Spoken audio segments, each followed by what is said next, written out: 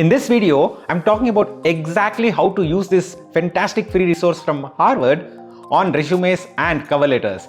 And stay tuned till the end because I'm also going to talk about how to use this resource and how to avoid getting rejections from this ATS systems. ATS typically reject close to 70% of the applicants, and that is important to know as well. Please go ahead, share it with your network, friends, family, because that can help them crack that interview and get that interview call to start with.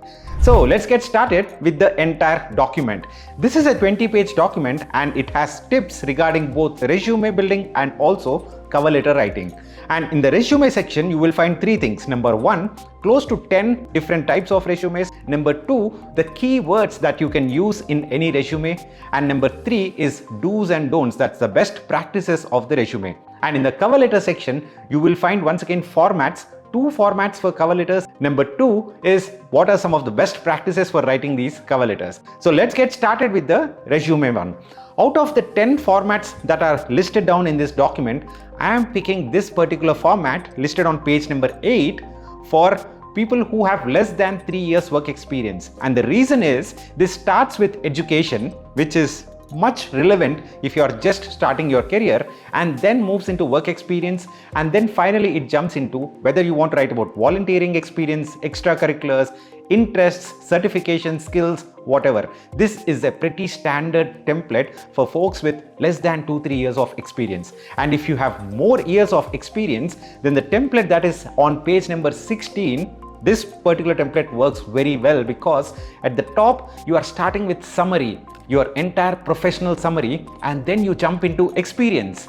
And only after experience, after your skills, after your certifications, then you write education.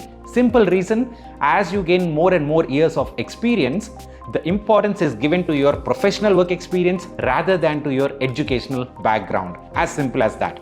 The second important thing from this document is regarding the keywords that you need to use in your resume. Let's take a simple example.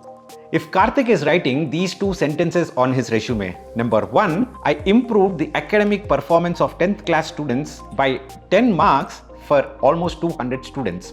And the second bullet is improved GPA by 15% through personalized instructions, positive feedback from 6 students. Now the issue over here is both the statements are starting with this exact same word, improved. And this is a very common problem. If you are writing 10 to 15 sentences in your resume, you need to keep changing the starting word. And in this document, there are more than 85 keywords, and you can use alternatively multiple keywords. And over here, instead of improved, you can probably say coached 200 plus students and increase the overall average marks by 10.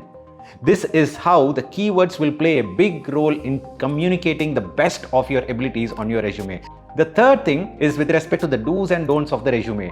There are more than 10 to 12 do's and don'ts, but I'll focus on the most important ones. Number one, make sure that there are no spelling or grammatical issues, because when somebody sees an issue in your resume, a spelling mistake, a simple silly spelling mistake, they just get, okay, I don't want to work with this candidate anymore. I'll rather move on to the next one.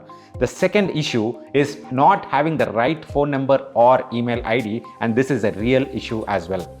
The third issue is not customizing the resume enough as per the job description itself. And this is where ATS systems come into play.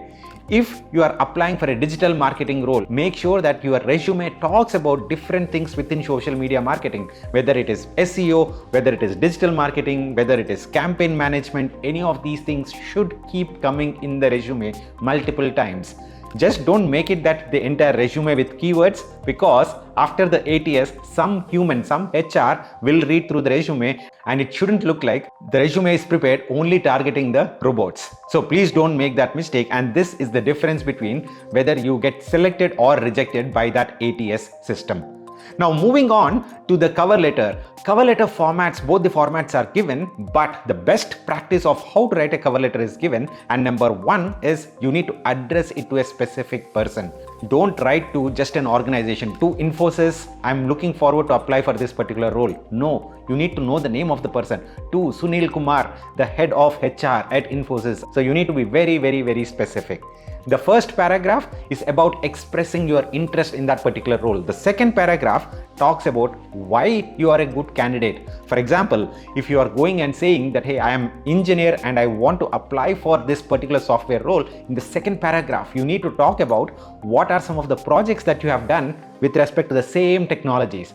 And finally, once again, reiterate your interest. This cover letter format is extremely standard. I have been preparing my own personal cover letters for almost 10 to 15 years, and this format works like a charm.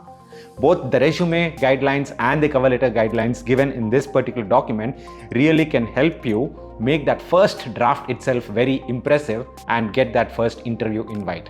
Thank you so much for watching this video. Let me know if you have any questions related to resumes or cover letter. I'm also linking to this video another resume video that I have made a year back. Please go ahead, check it out and let me know if you have more questions. Thank you guys. See you again. Bye bye.